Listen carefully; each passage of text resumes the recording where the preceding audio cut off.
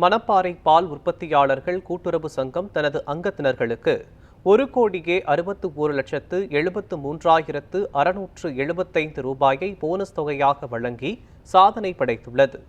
திருச்சி மாவட்டம் மணப்பாறை பால் உற்பத்தியாளர்கள் கூட்டுறவு சங்கத்தின் 74வது பேரவைக் கூட்டம் நடைபெற்றது.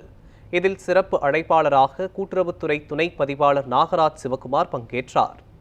2023-24 ஆண்டிற்கான நிர்வாக அறிக்கையை செயலாளர் தங்கவேல் வாசித்தார். இதனைத் தொடர்ந்து அதிக அளவில் பால் உற்பத்தி செய்த முதல் 3 பேருக்கு சிறப்பு பரிசுகள் வழங்கப்பட்டன.